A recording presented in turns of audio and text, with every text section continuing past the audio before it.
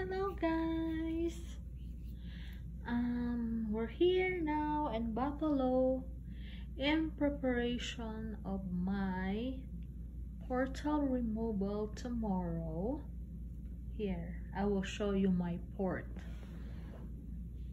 This, they planted it here so they can access og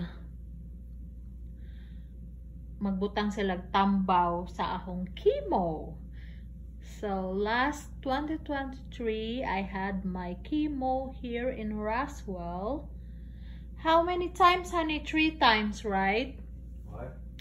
3 session of Metro-Trex 8 chemo here in Roswell. Yeah, and 6 then in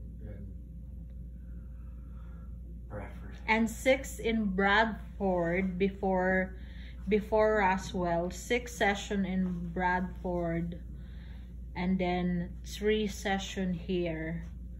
Because I was diagnosed stage 4 cancer, non-Hodgkin lymphoma.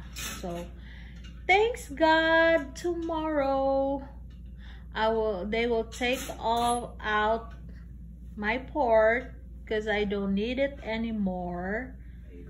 I'm cancer free. Yay! So